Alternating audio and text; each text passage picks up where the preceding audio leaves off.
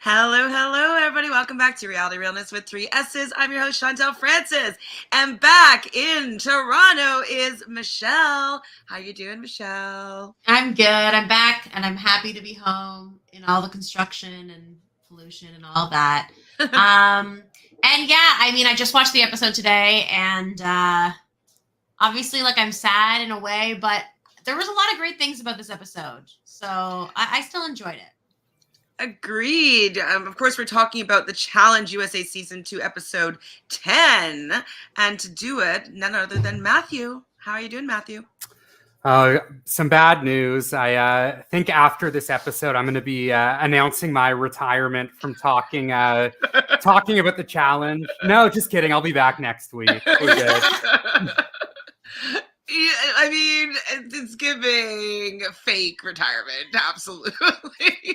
It's giving Leroy's last season.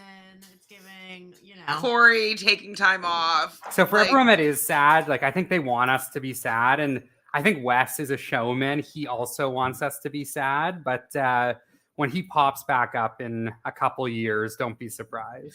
Well, do you know what? This is true. We definitely, for a little while, we didn't get that much Wes.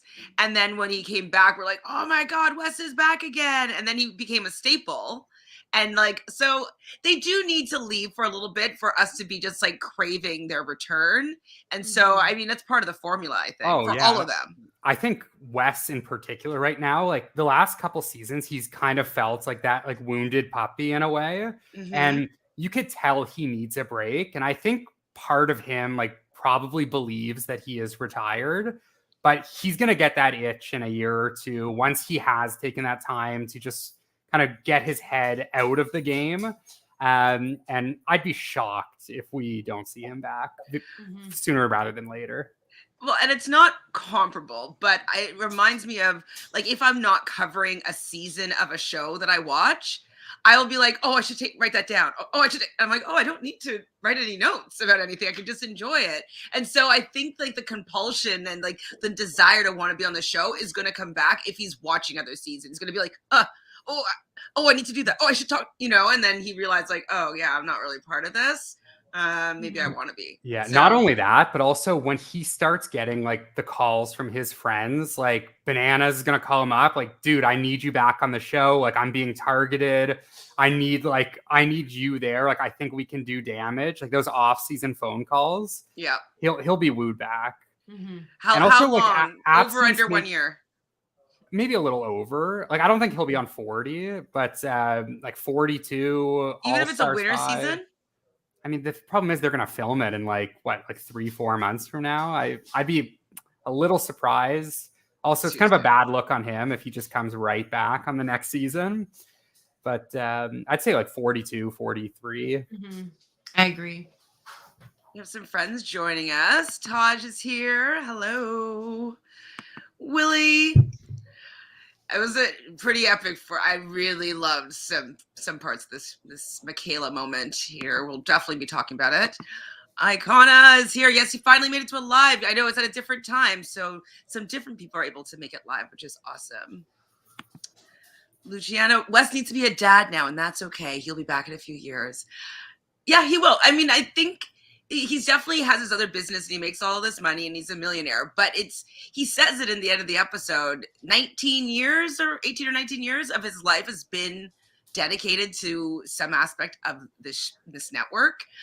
You can't just give it up. Like Mark Long, right? He was craving the challenge, so he created the OGs, Mm-hmm, mm-hmm. So maybe he'll create something new. Exactly. What could he create? What could be an actual he has OG? That show, right? He has a show that's just moving over to Amazon Prime, which is a reality type of show. Was it everybody living in his ranch or something? Or am I making that up? Yeah, I think it's kind of like a Dragon's Den, Shark Tank type of thing. That's fun. But it's everyone's living together. So I don't know. I didn't watch the first season, but it got renewed for a second season and it's moving over to Amazon Prime. So it seems to be doing at least well enough. So Natalie here is saying I was disappointed to see Wes go, and I want to see him on the Traders. So, now, seeing what the cast is looking like, so slight spoiler if you don't want to know. Do you want to know, Michelle? Oh, we talked about it. I've seen, yeah. So it looks like we might see Mr. CT on the Traitors. Insane. And Bananas, right? He's the other one too, right? Yeah. He's making the rounds for sure on the networks. I actually think I was thinking about that today. I could see a scenario where like Wes takes the year off, and then season 3 of Traitors, Wes is there, and then that's like his return into the reality world. So by then there'll have been like 2 or 3 other challenge seasons. He goes on the Traitors. It's like a couple weeks. He would be awesome on the Traitors. And then it's like, all right, I'm back. I'm going on the challenge 40, 42. I'm going on All Stars 5, whatever it is. But I could definitely see a scenario like that, especially after like CT and Bananas got the call. Yeah, they opened that door, and you've been kind of praising Peacock for their gets. I think Wes would be a real good get. Oh, 100%. Like now that it's open to the challenge people, like Wes is the next man up. And like, especially the idea that there's Beth and Trishelle as well. Like that to me is like whoever's casting is aware. They're not just like kind of aware. They're like aware of like the deep cuts of what they could do for casting, and especially casting people as like polarizing as Beth and Trishelle. Like it's just crazy to me. I think it's amazing like that, and them with CT and Bananas is going to be so insane because they're going to have to kind of work together, sort of.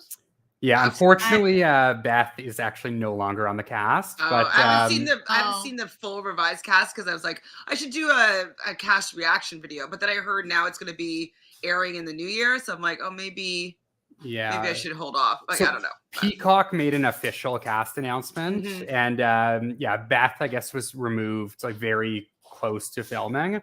But even don't tell so, me like, anymore though. even so, like the 3 of them, like CT, Bananas, and Trishelle, are going to be really fun because I don't think Trishelle is a big fan of people like CT and Bananas. So I am curious to see what that's going to be like. And Trishelle is not one to hold her tongue, so I'm super excited to see her back, even if Beth is not. If they get to have a little bit of liquor, she's usually pretty loose-lipped when she's tipsy, so that should be fun times. Yeah. Super fun. So Jorge here is saying, hey, hi guys, Wes loves the show too much. I think he'll be back, maybe on an All-Stars thing or as a mercenary. Well, he already won All-Stars, so like it's not like that's not a far-fetched idea. He has his own reality show that's now will be on Amazon Prime. Okay, so I'm gonna look that up then and see his show. Another thing I'll say about the Wes thing is I think like for everyone, it's going to be good that he takes a little bit of a break. Like look at what, not that people were like sick of Wes, and I think he was pretty well received for the most part, but like Cara Maria, before she was put on this break, like everyone hated her, like fans and other contestants. And now people are like dying for her to come back on the show. She is someone that like, whenever she does come back, hopefully pretty soon, everyone is going to be super excited for it because they don't know what to expect. So I could see Wes like take a year or 2 off. When they announce that he's finally coming back, everyone is going to be so hyped about it. And now it's like at a point where like you see him back and like, yeah, you're excited, but it's more or less like same old shit. But it'll feel a lot better in a couple of years. Did you guys also see how Corey was salty that he was like on the list to be going to play Traitors, and then MTV apparently says that he couldn't do it, but he was then upset because there's obviously other MTV players that were going.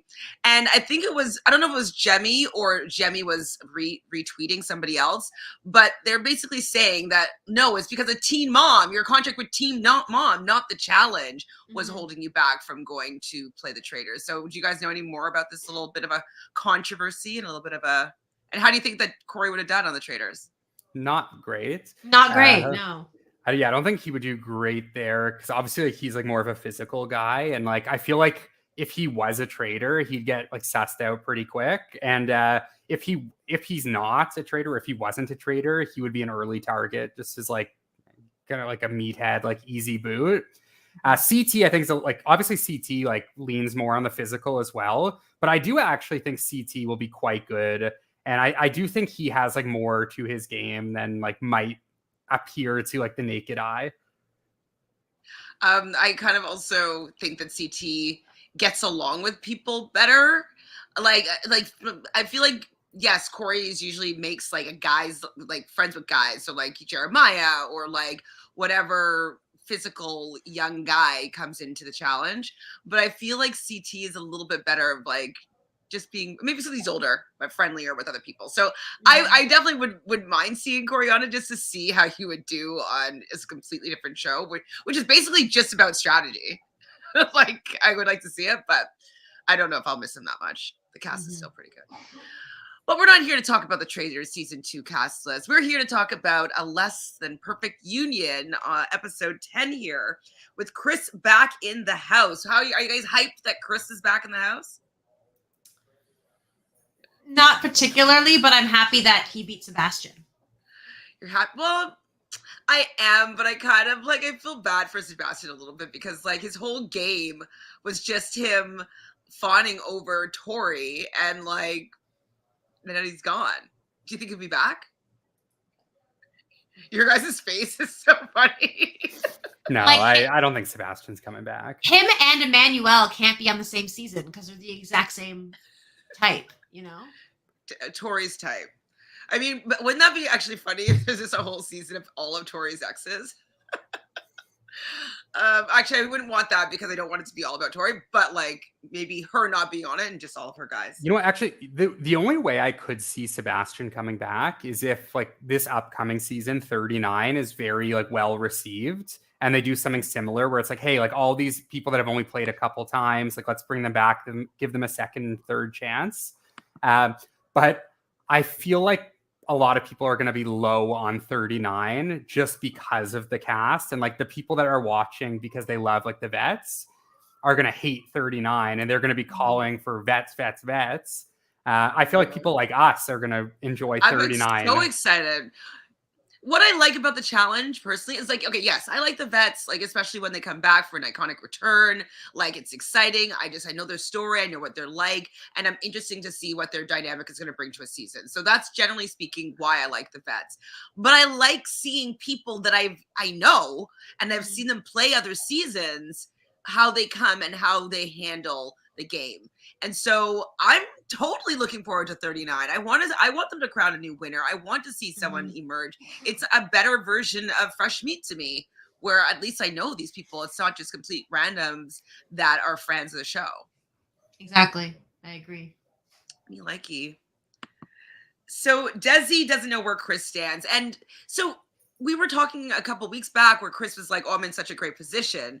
But so clearly he wasn't in a great position and he was just trying to play the middle, but not doing it well. Yeah, I think it seems that way. Or he wasn't the number one on either side's radar. But yeah, he obviously is missing something when it comes to the strategic side of things because he doesn't have a lot of experience with it, obviously. You know? Yeah, not a lot at all. He spent more of his season not on the island with playing, you know? Yeah, like he got voted out because he's very early. He's like third. Michaela was on the official challenge podcast today or this morning or last night. And she was really ripping into Chris and Cassidy, saying that they like were completely oblivious to what was going on. That like Chris is like lies about everything. Cassidy has like no idea how to play the game. So she was really going in on those two in particular. But that's like one I would recommend listening to because Michaela also does not hold her tongue. And I can like when she says something, I just like believe her over other people because like she doesn't give a fuck. Like she's going to speak the truth. So yeah, I definitely think Chris was like a little bit oblivious to his position and does not seem to have many fans amongst the cast here. Mm-hmm. Not at all. But well, Michaela does give him a little bit of a piece of. Well, she does talk about Chris, and telling him that like she wants to start out with some honesty and respect, and like she's trying to talk to him, but like I guess maybe she needs it for a TV moment or whatever, just to like hash this out. But like it doesn't seem like it's getting anywhere, which I thought was also weird. Like, is he just terrible at like saying what he needs to say to make people think that he's on their side or that he's someone that people should work with? Like, he seems like he has everything. He's physical, he's attractive, he's seemingly tall, he's been on shows before, he's even won before, asterisks. But like, why isn't he better at the game? Because that has nothing to do with like actual social strategy or any kind of real game strategy. And like he's good at things. And I think that's why he got along with like Corey and Fessel and all them, right? Like he was in enough, but if you're a rookie, like you're never going to be in during your first season. You have to be pretty extraordinary, you know? Or he said, I read the cast really did not like Chris, and that was why he was targeted. I feel like, but I mean, he wasn't targeted for many weeks at first, right? Like, well, because he was on the blue team, right? True, but still, I don't know. Yeah, I feel like the thing with Chris is he like presents as like someone who feels like he has way too much to prove. And I think like it makes sense like because of his Survivor season, but like this is a new game, and to be honest, like half these people probably don't even know who he is. Like, I'm sure like not all these MTV people watch Survivor. Like these Big Brother people might not watch Survivor. They might know he's a winner, but like he comes off as someone who just feels like he's trying to do way too much and it's rubbing people the wrong way. And some like other people, like someone like Tyler, like, yeah, Tyler saw an elimination. He's been put down a couple times, but he's seemingly very well liked. And I think like Tyler's just like more chill. And if Chris was a little more chill, he might be in a little bit less danger too. That's actually a really good point. I think it becomes a self-fulfilling prophecy where he's kind of like, he's trying so hard to be liked and play a good game and get the respect that he feels like he deserves and need. And then in the end, he comes across as needy and doing too much and not being trustworthy and reliable. And so everything that he wants to gain from his actions are the complete opposite has been the result. So yeah, that makes sense to me. But he wants to rebuild. He wants to connect. And I guess that's a good, at least he has that intention, but his execution is not so good. So Wes is on the treadmill and Josh is there talking to Wes. Did I miss the moment where they became friends on Josh's side? Well, it's funny. No, but it's this whole running thing between them where Josh always thought that, where Josh always thinks that he matters as much to Wes as like Wes matters to him in terms of his like journey on the challenge.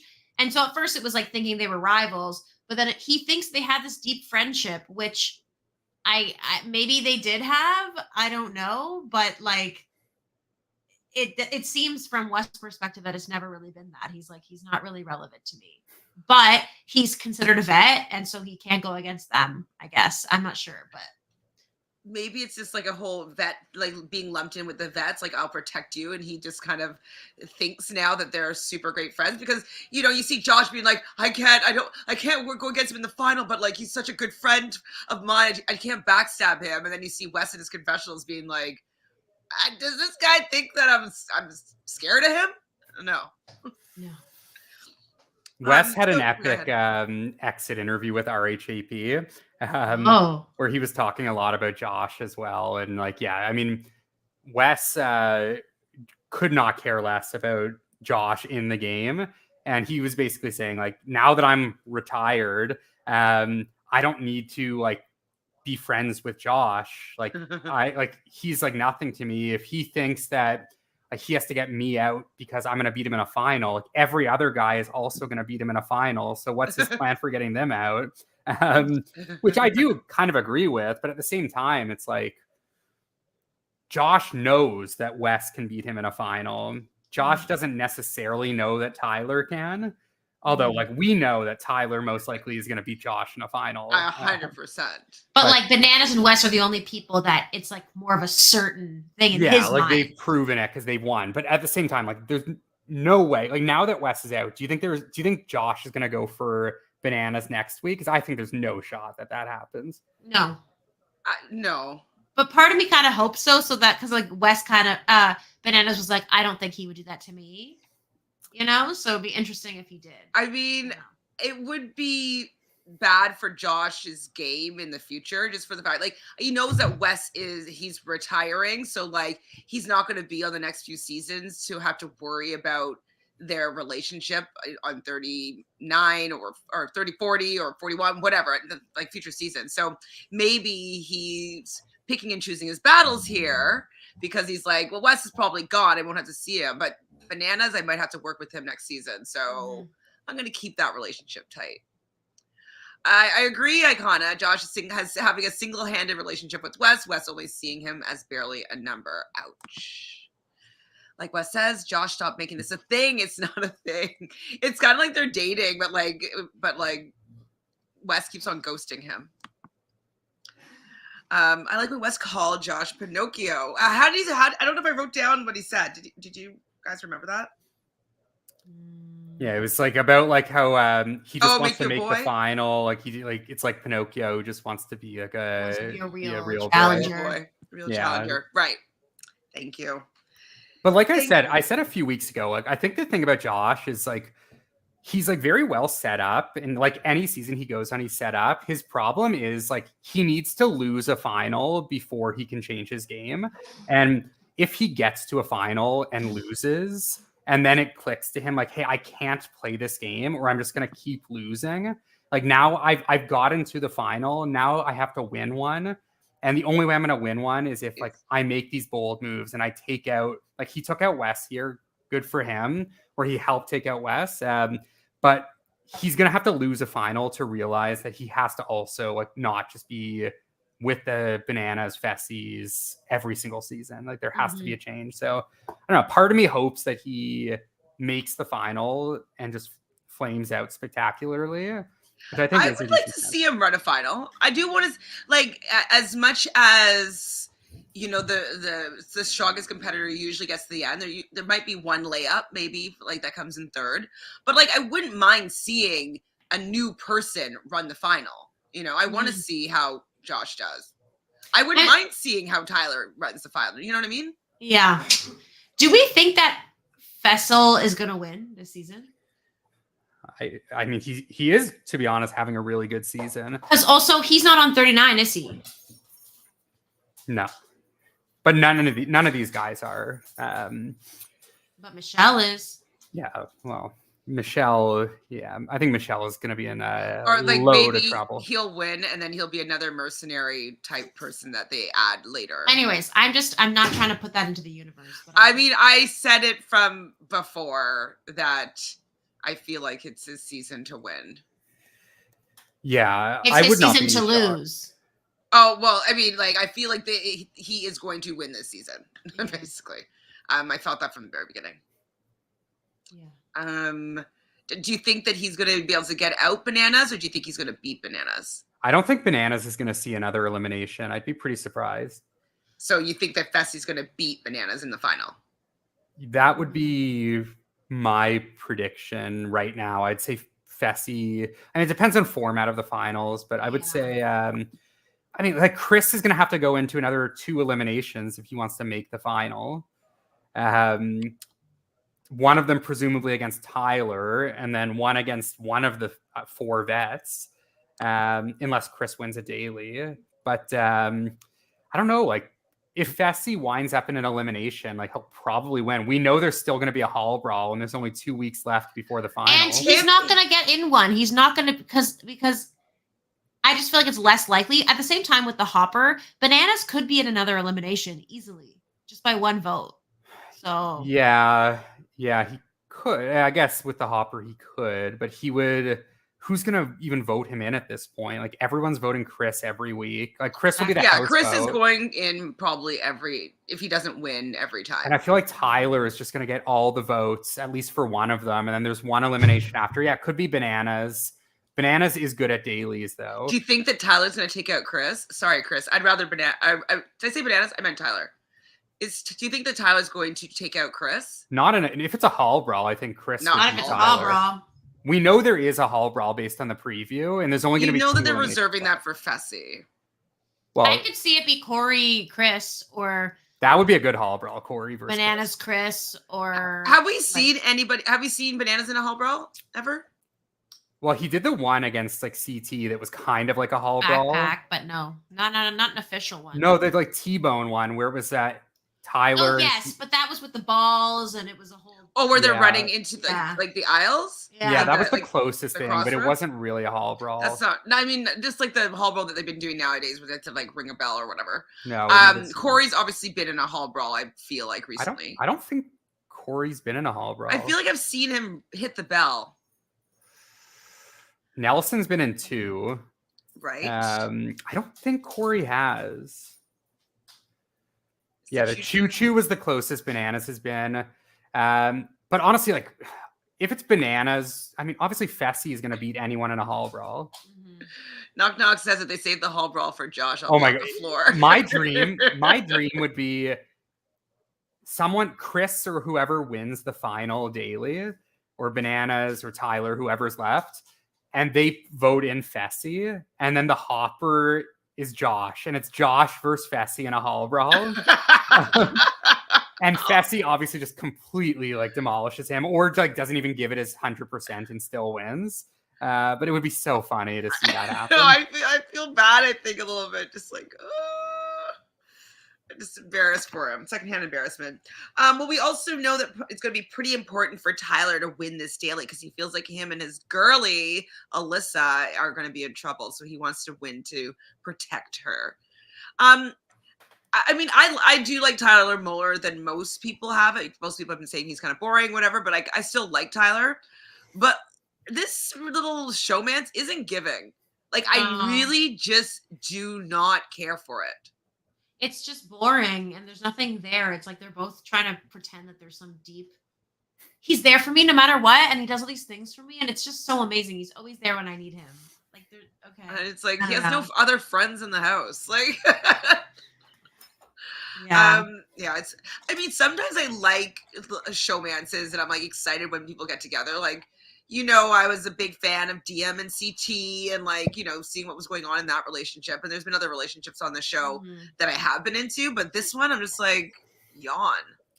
Yeah, not a fan. The relationship is extremely boring. I actually like didn't hate Alyssa this season. And like, I don't hate Tyler this season, but to me, like both of them are pretty boring. And I'm glad that the like showmance of it is like split up because I don't care at all. And they're not together anymore. I found out today as well. Oh, wait, did you find this on the official podcast? No, that was I you follow the Alyssa? The RHAP exit interview with Alyssa. She confirmed they're just friends now. So we don't have to worry about that. I doubt we'll see her again anyways, but well, like, Tyler's an Aquarius. He's gonna be aloof and moving on quite quick, generally speaking. And she's probably really clingy because she's such a Scorpio. So we go the distance. It is the daily. There's going to be 2 heats for each male and each female. And so why do you think that the heats were so unbalanced? Because like they'd have like 4 or 5 people in the first heat and then like 2 people in the second heat. So like, why couldn't they do 2 heats of 3? Or a 3 and a 2 or whatever. Yeah, it was annoying. Like they did 5 and 2 and they could have done 4 and 3 just to make it a little bit easier. But I actually really like this daily because it was very short and I didn't have to watch like a 15-minute challenge, which I always hate about dailies. And you could see everybody go. And it was just like, it was kind of like how the trivia usually is. And I think TJ also liked this one because of all the falls into the water. Yeah. Found it funny. So basically what they're going to have to do is they're going to be on a raised platform. They're going to have to run and jump and reach and grab a baton that's kind of dangling in front of them. And after each round, there's like a baton that's further away.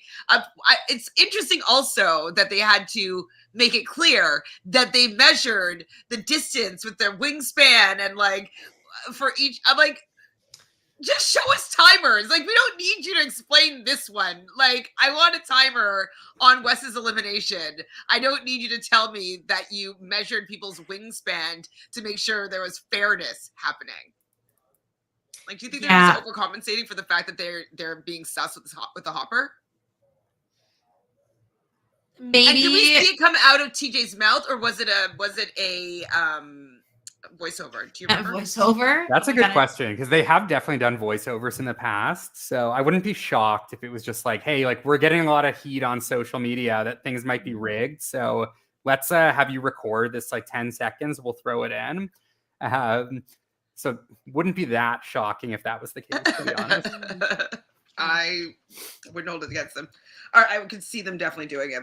So first round is going to be Michaela, Michelle, Desi, Cassidy, Chanel, and Alyssa. The only two people that were able to grab their baton is Desi and Cassidy.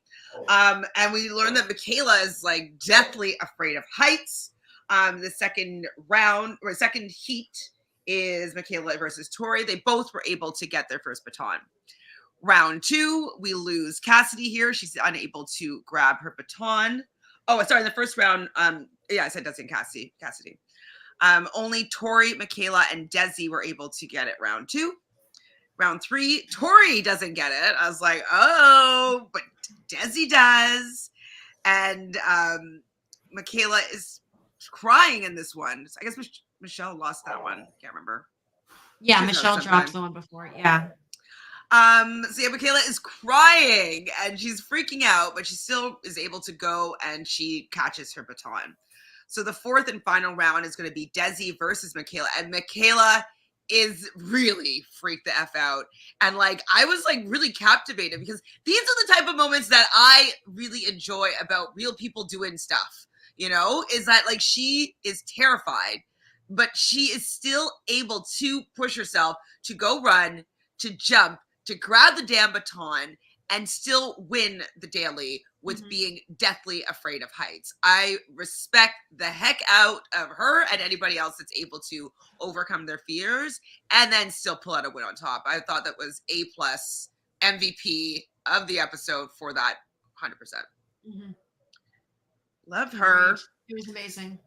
So Tyler, Josh, Bananas, Corey, and Fessel are in the first heat for the men. They all were able to get their baton. Then it was Wes versus Chris. It was just so stupid. That was so unbalanced. We get a confessional, which was a good confessional for Wes, but I was like, oh, this is a pretty heavy-handed Wes episode because he's talking about being drunk with power and he just wants to drink the power and he was just so excited about like winning because he's so amazing. And then he runs and he misses and TJ does not let him down. Like, he's just really razzing on Wes for missing. Thought it was funny. Round 2, Tyler, Josh, Bananas, Corey, and Fessel. Only Tyler, Bananas. Oh no, only Josh was not able to get it on round 2. And then TJ, that's to add insult to injury, and says to Josh, "What, have you been hanging out with Wes?" And that probably made Wes even more upset, which is what we want. Round 3, we have only Chris and Fessel are able to get it, and Bananas. Corey, Tyler, and Chris. Sorry, Chris dropped. Oh, because like in round 3, sorry, Chris had to go by himself, which was also really dumb. I thought it was weird. So maybe because people are certain like the same height, and so they didn't have to like make any big adjustments. Oh, maybe. But like, I feel like Bananas is way shorter than Fessel. No, I think it was because they only had 5 placements set. Like they had 5 spots, and in the first heat, all 5 of the men got the baton. Right, so they didn't have room for a 6th yet. And then once Josh fell, they just moved Chris in with the other guys, right? But it's still weird that they just didn't do 3-3 the second time. Well, they should have done that from the beginning, right? Like it should have just been 4 and 3. But the fact that like all 5 of the guys got it, like they couldn't really do anything else if it was adjusted to like height, which maybe it actually was, and that is why they couldn't do it. So at least that's good if it was fair. Fair. So yes, round 3, Fessel makes it, Corey doesn't, Tyler doesn't, Chris doesn't, and Bananas done. And before round 4, Fessel and Bananas make a deal. Banana runs and jumps and misses. Fessel gets it. So that means our daily winners are going to be Michaela and Fessel, which I was pretty excited about. I thought that Michaela really deserved it. And this is Fessel's 2nd win back-to-back. Are you probably happy that you have your number 1 guy pick, huh, Matthew? He's good at dailies for sure. Your favorite player? Oh, no. I mean, if he's my favorite, your team of Bananas, Tori, and Josh is certainly interesting. Then I think I'd rather have Fessel, to be honest, as a favorite than those 3. So we see Michaela talking to Desi and Chanel, and Michaela wants Tori, and Desi is thinking that Michaela's being kind of selfish for the fact that they made kind of a deal with Tori, and she thinks that if they end up voting in Tori, that the whole house is going to vote either Desi or Chanel to go against her, which is probably true. So what do you think about the dilemma that these three women are kind of in? Michaela's in power. She wants to make a big swing, throw down Tori. But they're kind of hesitant because they're going to probably have to be someone that goes up against Tori if that's the case. And do you think that Michaela is being selfish here? I don't think Michaela, well, I understand what they're saying. I just think that like, it's a tough situation because I understand the strategic move to not do it because, yeah, it puts them at risk. But the rest of the people in their alliance are always going to be at risk when one of them wins anyway. And also, like, now you've wasted Alyssa, right? Like, now you don't have that Alyssa to use later on when you're not in power. And also, like, you want to get Tori out before the final, right? Like, it's just going to be a question of who turns on who first. And in the end, if you want your alliance of three or whatever to stay, then that means that eventually, yeah, you're going to be at risk. So it's just kind of like picking when, you know? Yeah. Go ahead. I think to answer your question, I think, yes, Michaela was being selfish, but in a very good way, like in a smart way. Like you need to be selfish there almost.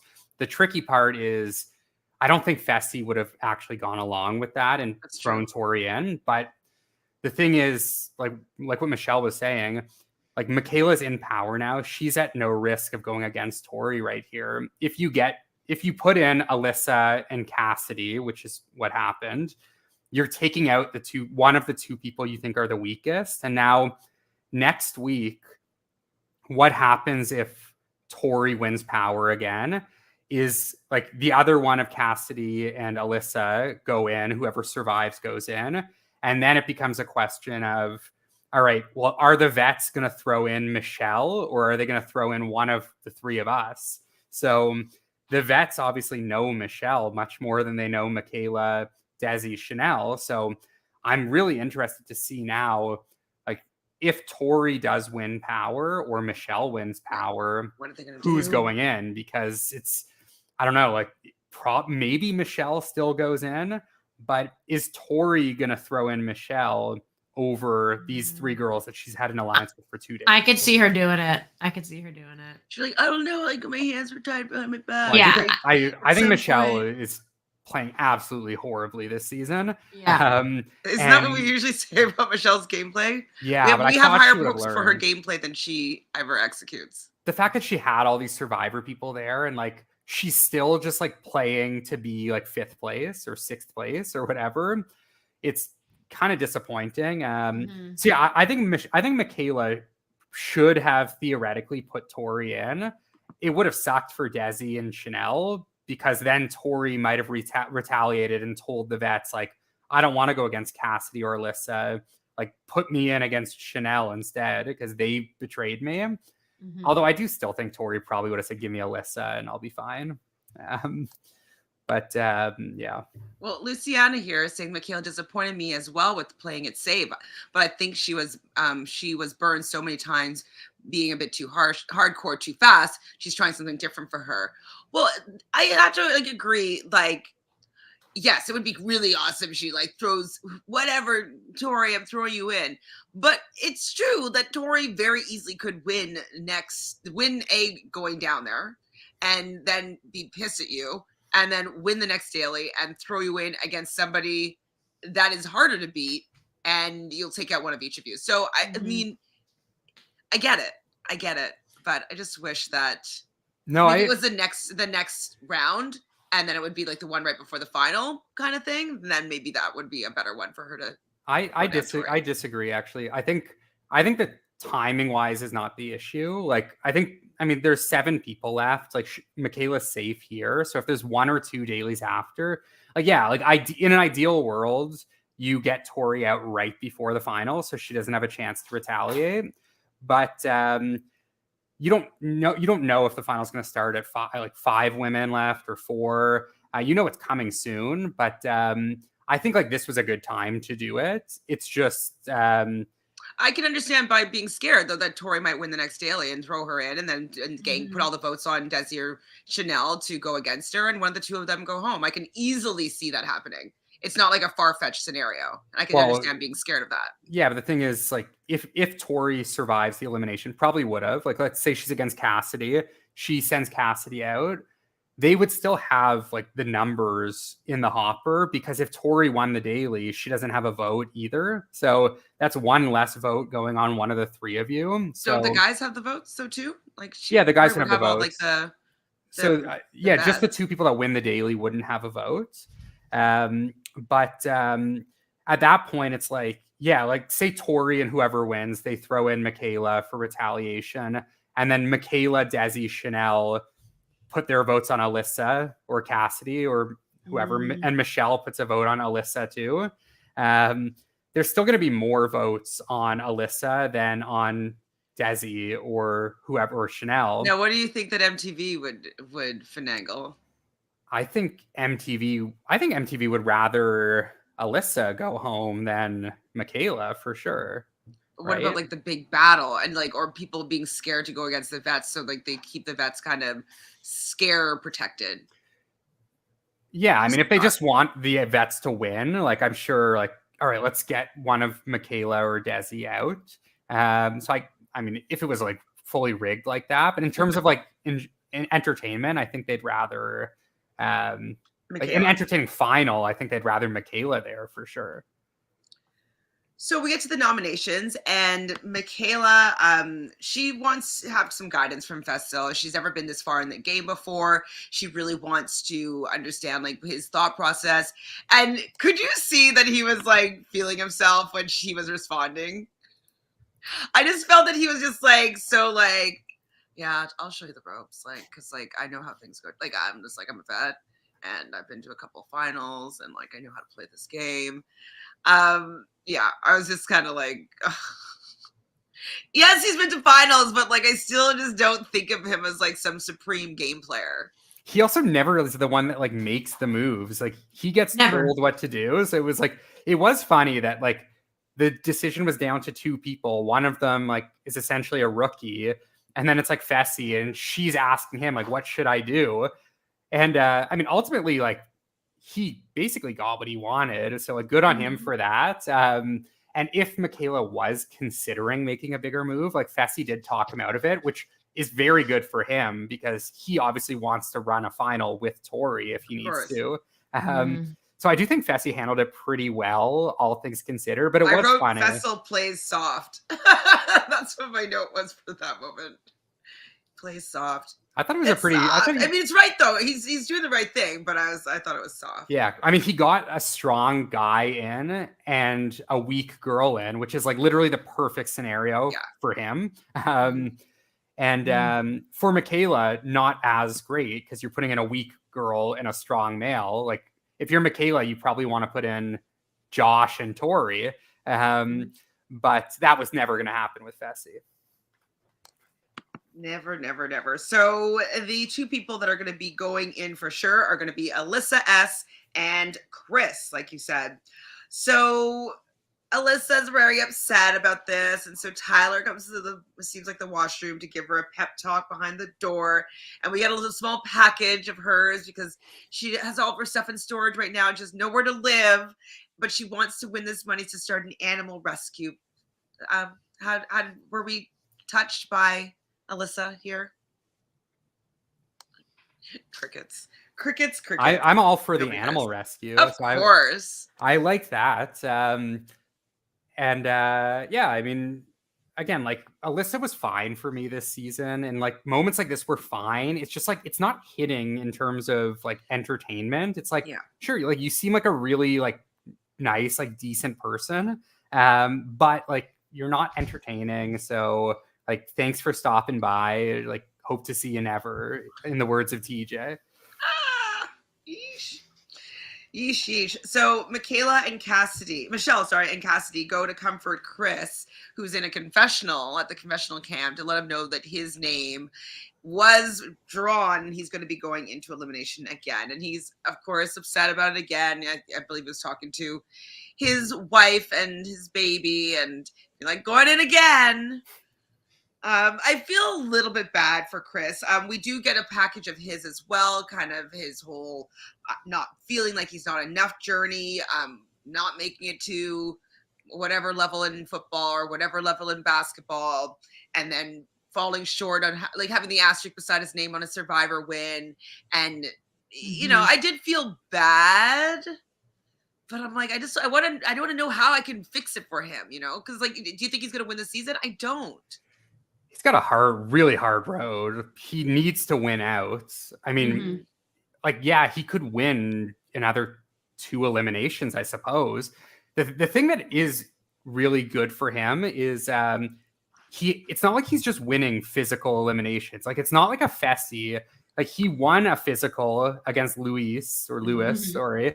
And then he won this like endurance kind of thing against Wes. And then he won like a crapshoot against Sebastian, which was more like skill, like more brains involved. So he's won 3 different kind of eliminations. So we know he can theoretically win any elimination.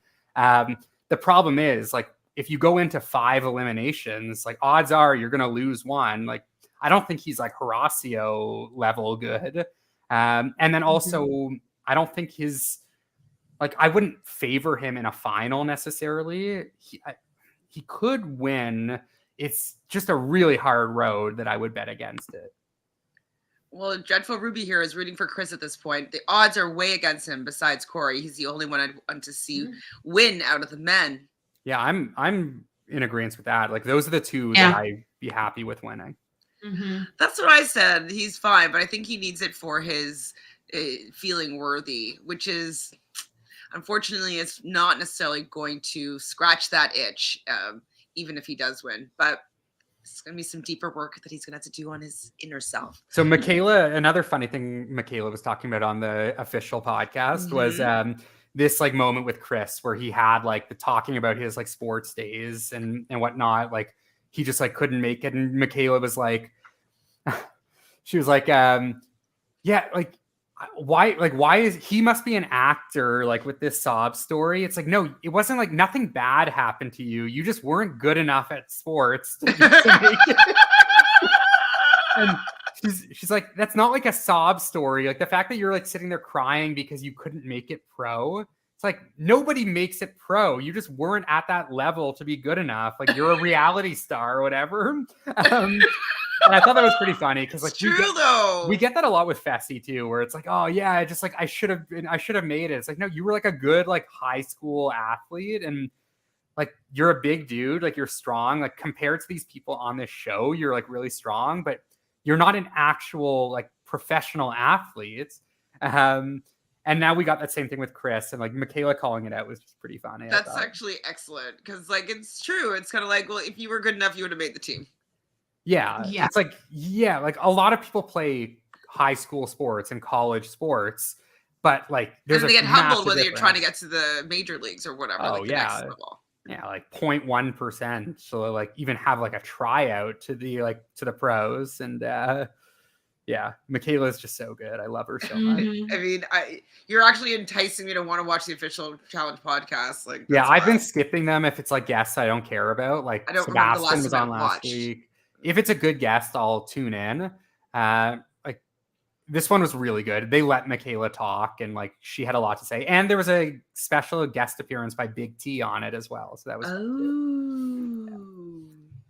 Well, Chris says, I'm coming back. I always come back. I'm like, okay.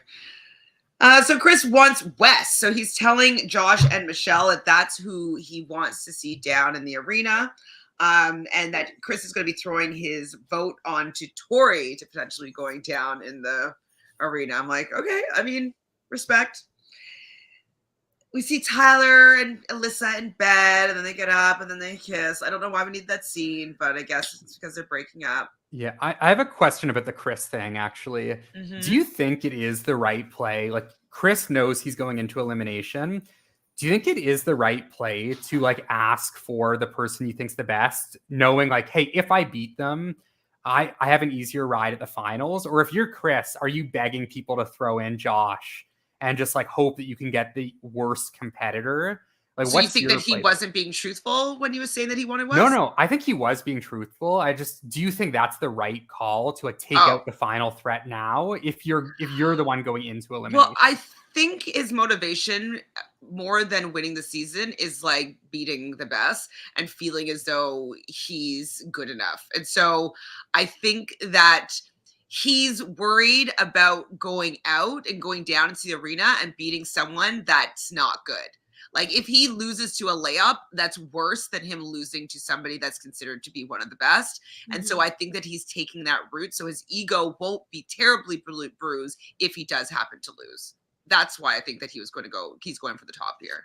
What would you do? Would you like if you're? I want to stay in the game. Give him the layup. I don't fucking care. So if it's you and it's like, hey, like we can throw in either Tori or Alyssa S. I'll take Alyssa S every fucking time. Yeah, that's me too. And it's like I'm just gonna hope that someone else can take Tori out or like. take My ego is cool. Like, you know, like I don't think I'll be super competitive. I don't think I can beat Tori in a lot of things. Maybe I can beat her in a final for the fact that I'm better at puzzles and math than she is and like, you know, in those type of things. But she'll definitely have me on everything physical. But I'd rather go toe-to-toe with her there than like in a hall brawl or something like that. I'll take Alyssa in a hall brawl, not Tori. No, thanks. No. You, Michelle, what would you do? Same as you, probably. Yeah, you wouldn't go against Tori? Well, it would depend on what it was, but yes. I mean, calling her down, like you wouldn't know in advance. If I was a rookie, yeah, I'd go for the hardest person. Probably. Oh, I honestly that's think the only way you get invited back. Is fair. Make a mark. I think with Chris also, like, I don't know if it was a horrible move. Obviously, it turned out well, but like I think Chris, rightfully so, like, is confident that he can beat Wes and Bananas in most eliminations. Like if it was physical, like Chris is going to be favored over Wes, like in a hall brawl, I would think. Like he's bigger, he's younger, he's faster. I think he's younger. He is an athlete, like high level athlete. Yeah, so I do think like wasn't horrible, and like at this point I think Chris has like earned a call back if he wants to come back. So I guess me and you wouldn't get a call back because like we're not gonna go and try to be like taking out the best. I'm like I just want to get to the end and try to win. Well, there's other avenues as well. Obviously. But I think it depends like on who you are too. Like me personally, like I'm not going into a physical against Fessy because like I know he's gonna beat me. So I'm not going to ask to go against him to like beat the best or like even Wes. But like if I was like Chris's size and strength, then like maybe it'd be a little bit different. And I'd be like, you know what? Like, fuck it. Give me Wes. Let's go. Yeah, it depends. But I most likely will take the path of least resistance. So in the secret vote, we see Josh crying. I'll just say that. We get to the hopper and we see that Wes gets 3 votes. Tyler, 7 votes. Bananas, 2 votes. Wes is kind of like, he knows where 2 of those votes are. But he doesn't know where the 3rd one came from. Ooh. Tori gets 2 votes. Michelle, 1 vote. Cassidy, 9 votes. And Cassidy is pissed because, you know, basically her entire alliance voted her in. And who said sorry, Cass? Michelle did.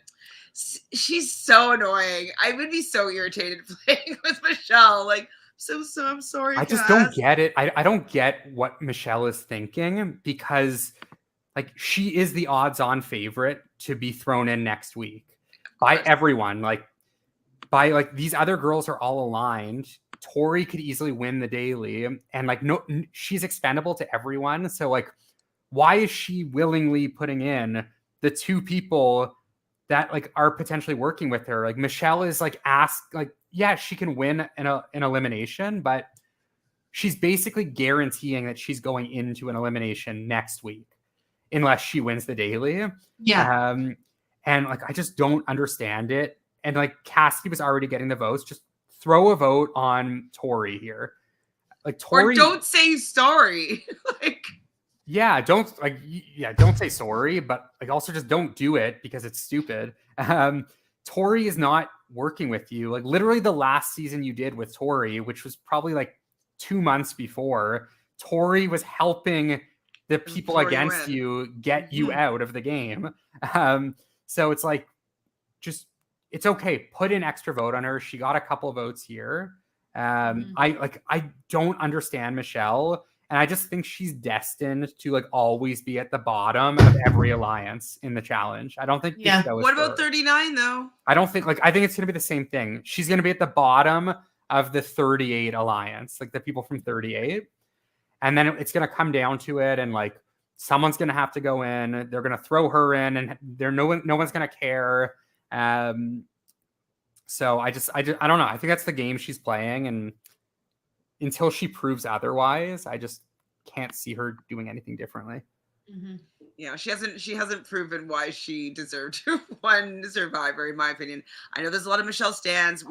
I've been super excited to see her get onto the challenge, but she hasn't lived up to my excitement for her yet. Yeah. And I like Michelle. I just don't like how she plays on this show. Like I like her on Survivor. I'm a fan of her, like the person, but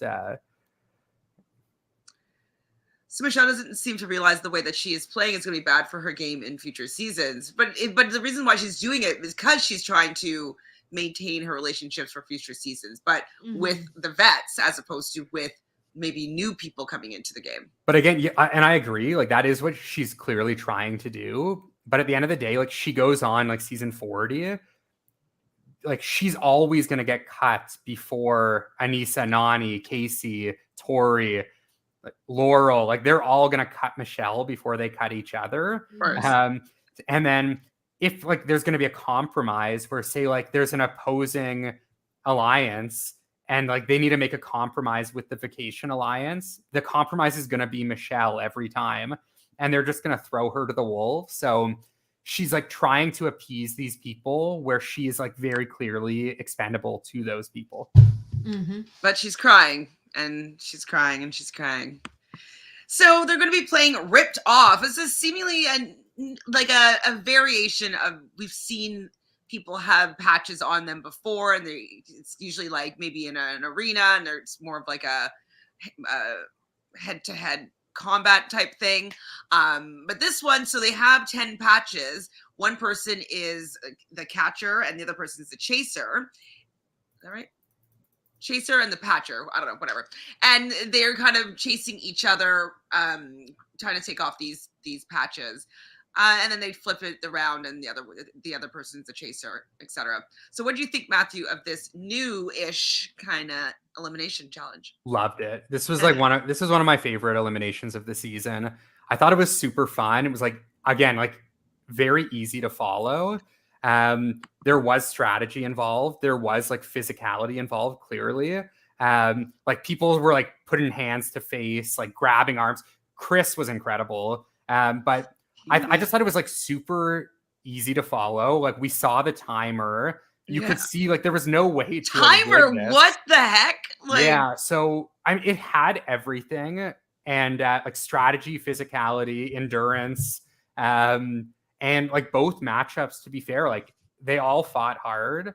I was surprised about Alyssa. Like she did fairly well. I really liked it. I thought it was a really strong elimination. Yep, me too. The women were first. And so first round, Alyssa's the chaser, and she managed to get 8 out of 10 of Cassidy's patches.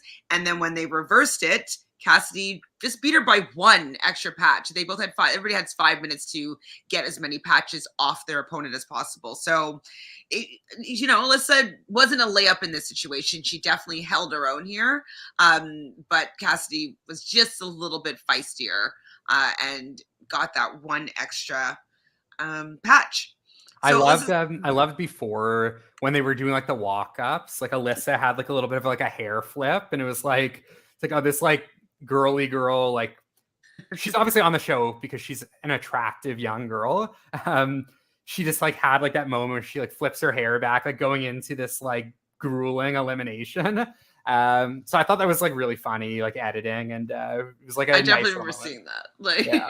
they probably put that in there just, because she is that kind of girly girl vibe. Yeah. Because, like, even when she came running out, I was like, why is her hair still down? It should be in a ponytail. Or, like, it should be up. And I'm like, is she going to compete? I actually thought, like, is she going to compete with her hair down? Like, what the heck? Anyways, she didn't, I don't think. But I definitely noticed the hair flip. So on the boys, Wes is being. Oh wait, was chased first?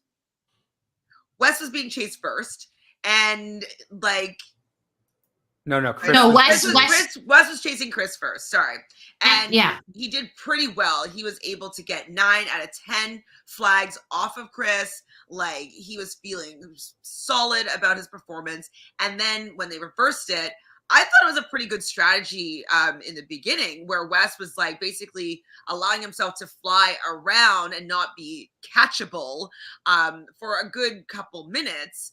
But as soon as the timing happened where Chris was able to like bear hug him and wrap his legs around Wes couldn't go anywhere, and Chris just picked off all his stinking patches. And so he got 10 out of 10, sending Wes home. And I think there's something to be said for, like, obviously being second to have to pull it off is an advantage. We saw it in both rounds because you already know how many the other person got. And so you have a specific goal. I need to get one more than that person. And that mentality alone is a huge advantage. Also, having the adrenaline of being on the attack when if you've attacked first, you've spent a lot of energy and now you have to defend and you're really tired. I feel like that's harder when you have that adrenaline. Yes, you're tired, but you're like, now I just got to attack. Like, I don't know. I just feel like in both situations, I was like convinced that the other person was going to get it from the beginning. You know? I wonder if there were more rounds, but you only just saw the one. There, maybe. I wonder. Alyssa said on her RHAP exit interview that the women actually went first, but it was edited differently, obviously, because the male one was like a little bit more intense. But the women went first. But I agree, Michelle. That's how they showed it. But they did. They showed it. Yeah. They showed sorry. My bad. The men went first, but they aired it the opposite. They aired it opposite there because the male one was more intense. So I guess they wanted it at the end. But no, I agree. There is like a little bit of an advantage going second, being like, because like what you need to get and like how aggressive you need to be. I guess like the only like flip side there is like if like Wes, who got 9, if he got 10. Well, because he knew that he got 9, like couldn't he theoretically have just like held on to one patch and guarantee that he would at least tie? Well, I think that was kind of his intention, but he wasn't able to defend when he was in the bear hug. He was just stuck because you could tell when Chris got his last one, like you could see him deflated, like and just like super like I can't. There's nothing I can do here. I'm stuck. So I think that maybe where they were positioned, you're not able to just like cover them. I don't know. Yeah, and that's like the one problem with Wes's strategy there, where it's like you said, like it was really good at first because he was able to like evade Chris, but once Chris got a hold of him, Wes like lost his ability to like grip onto the wheel and like use it as leverage. So once Chris was able to get Wes, it was like game over. He had him like wrapped up. Chris is bigger and stronger. There was nothing Wes could really do except like wait to get like picked off. Which was like kind of sad. And like it goes back to kind of what I was saying. Like Wes really had that like wounded puppy like kind of season. And I mean, we saw it here tonight, but what happened after was like pretty electric. What happened after was pretty electric. You mean when Josh is crying? I'm sorry.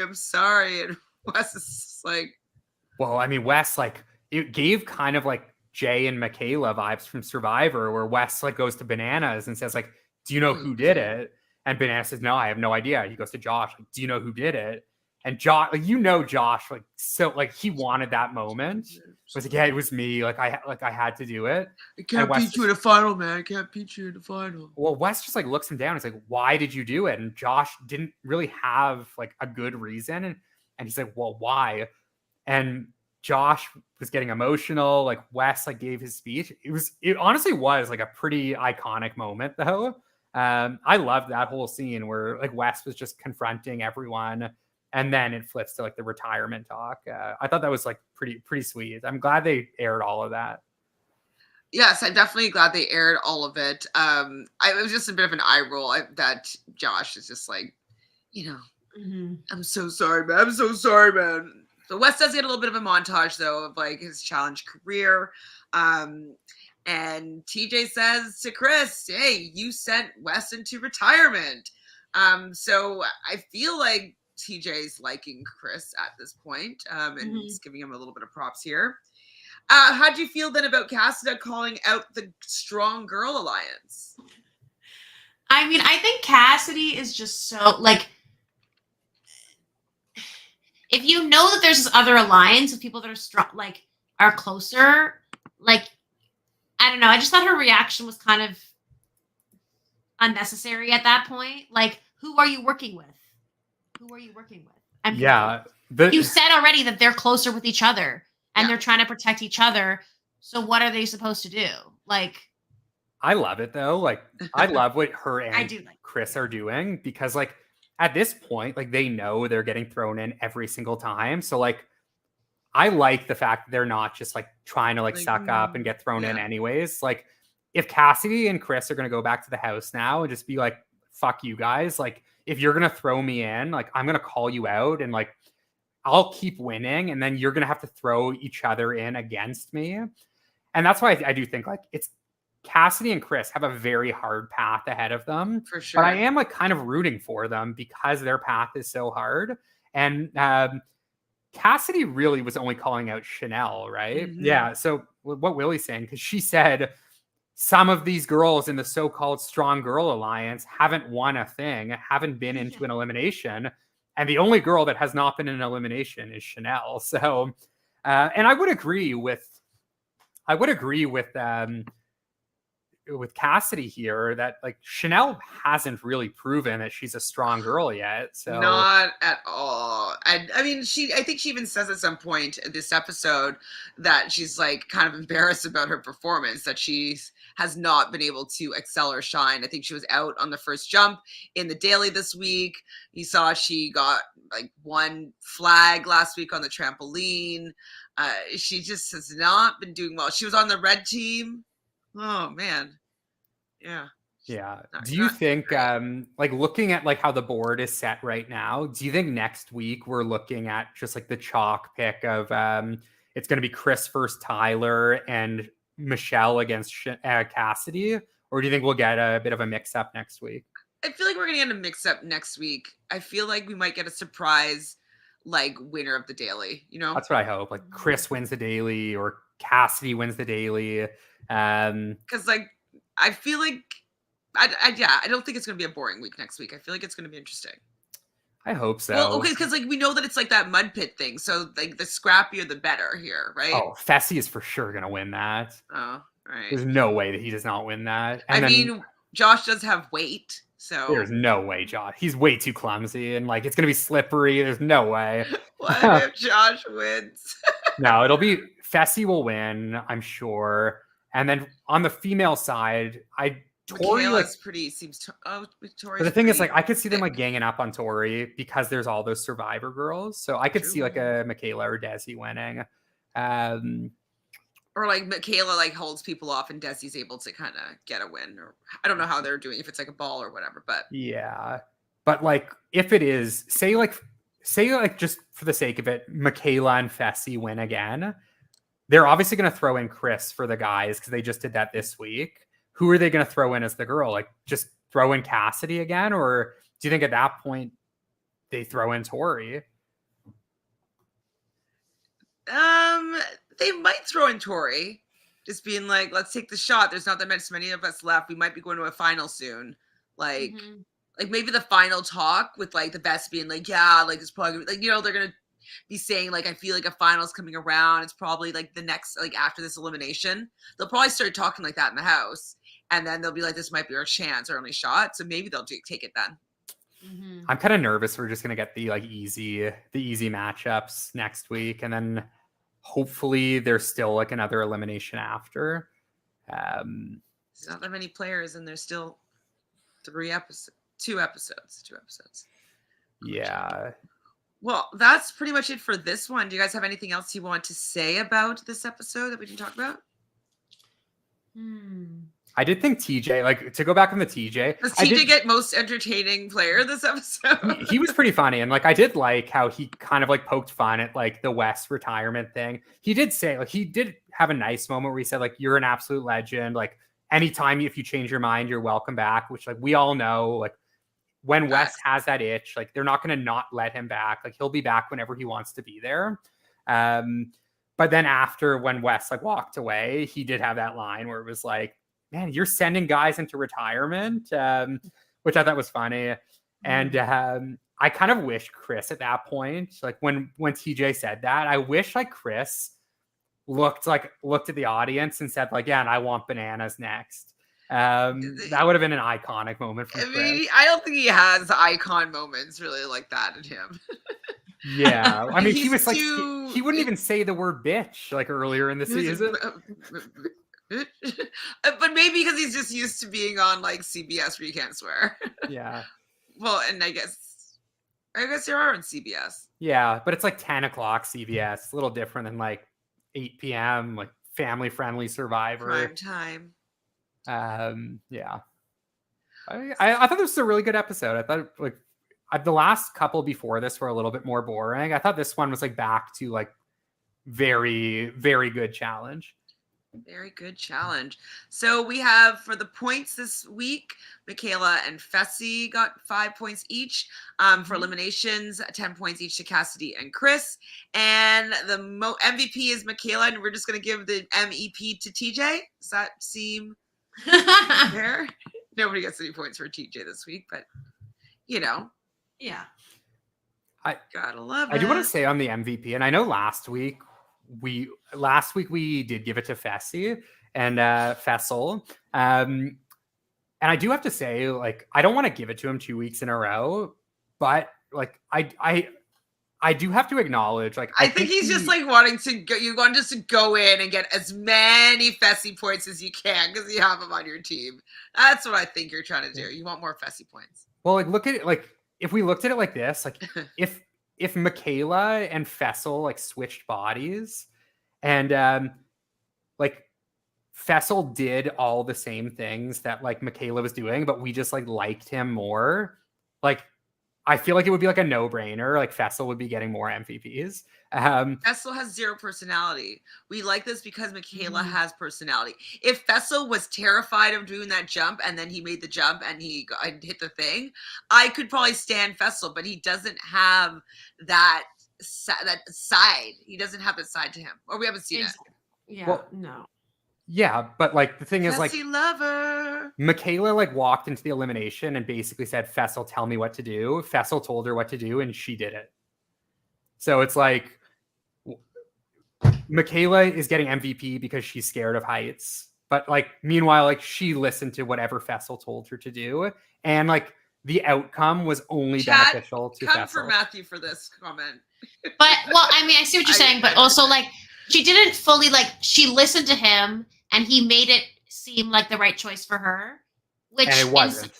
It wasn't the best choice for her, but it wasn't the worst choice for her. But it was the best for him. Yeah, it was the best for him, but it doesn't make him more valuable. I think that her value is everything together, which I guess can go into the entertainment category as well. But it's kind of Mary says Fessel is being boring. No points for Fessel. Stop it. I mean, he has been doing super well, truly. Like, it really is his game to lose at this point. Matthew isn't wrong, I feel. Yeah, I mean, the thing is, like, part of the reason I thought, like, you know what, like, probably do, like, entertainment points as well, because, like, someone like Fessel is, like, never going to be entertaining, or, like, we're never going to be entertained by... So are you saying that, like, will he hear that he's a puppet master?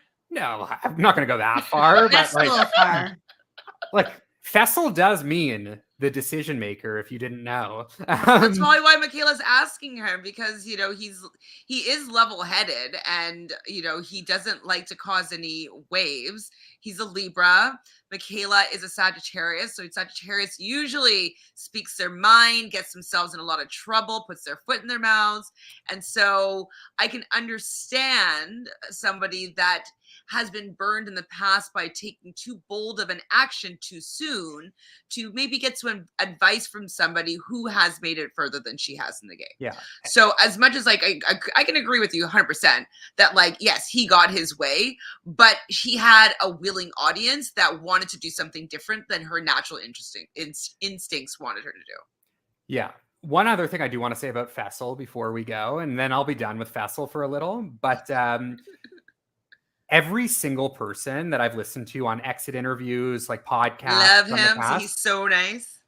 They're saying the same thing where it's like, they ask, all right, word association, like, what do you think about Fessel? Every single person says, Fessel is the nicest guy that I've ever met. And like, you would never be able to tell from TV, but like, he's so sweet. He's like, he'll like give the clothes off his back to strangers, whatever. It's like, yeah, we don't see that, because like, obviously like it's not entertaining, and like, he's not entertaining. Like, he doesn't have like that personality, but it is like pretty weird to think like all these people are like gushing about Fessel.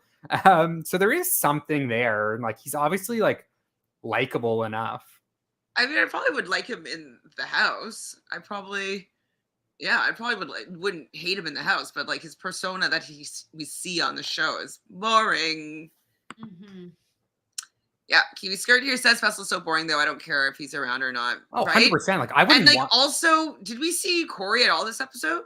He's still in the game, Corey right? has not been in the show for like a month. Yeah, he was barely in it.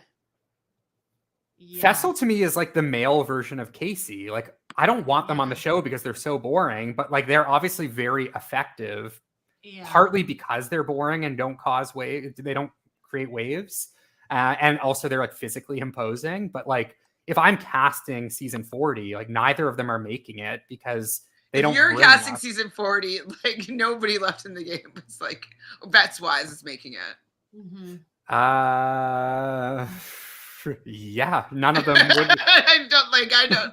Do you know what? We should do one of those if we ever get an off season. We should do like. I think we should do like our dream cast. But like, to be fair, like I would put like Bananas and Tori there because like what they mean to the history of the show. So I'm not going to be like a complete like not no Tori. She's already the one. Sorry. Oh, I want Cam there though. I want Amanda there. Sure. Okay. Fine. But yeah, I definitely think we should do like our like draft like a cast for season 40. I think that would be super fun before the cast gets dropped, like whenever that is. Let's 100%. Well, so are you saying that we should strip Michaela of her MVP? No. I mean, I'm outnumbered. It's 2-1. So I'm just putting my point in that I do think Fessel had a really strong episode. Okay. Well, thank you both for joining me here at a special time. So nice to have you back in the 416, Michelle. Do you guys have anything that you're working on or going to that you want to share with the peoples? I might be going to the Bryce and Wendell event next week. Let's do that for sure. Are we all going? I need to get a ticket still. I actually think I'm going to be in Ottawa for a wedding that I forgot about, but I need to relook at the date. So TBD for me, but probably not. Yeah, so I'm going to be there on the Wednesday. I don't think I'll be able to be there on the Tuesday I think they're doing karaoke. But on the Wednesday, it's at a bar on Front Street. I actually forgot where the bar is. Do you remember offhand, Matthew? I don't know. No. So it's a bar on Front Street in Toronto to watch the premiere episode of Survivor 45. Like quick thoughts though, like are you guys excited for 45? Have you guys looked at the cast? How are you feeling about this new season? Haven't looked much at the cast. I'm like feeling, I mean, it's Survivor. It's always fun. It's like not much of a commitment, like once a week. It's pretty easy. It's good. I'm always excited. We're just like in a period right now where there's like so much good reality TV, and Traders is coming. Like we're middle of Big Brother, Bachelor fans. Like we got that coming soon. So it's a fun time if you're a reality fan. 100%. 100% a fun time. So I just looked it up. It's going to be at Duke's Refresher, which is 73 French Street East. Oh my god, I have to go east. I live west, so but okay. Well, anyways, I'll be there. It's from 5 p.m. to about midnight. Do you even know where this is? I don't even know what Duke's Refresher is. I have no idea. Big spot. Anyways, thank you both. Thank you everybody here in the chat for hanging out with us and talking about our favorite show here, The Challenge USA Season 2. Please subscribe to the channel if you haven't done so already. Like this video. Likes really help the channel. I know it's annoying to do, but it's really helpful and useful for us. And let us know, what do you think about Matthew's assessment here of Fessy actually being the most valuable player this episode, because he got what he wanted in this episode and he is the ultimate puppet master according to Matthew. So do you agree or refute this statement?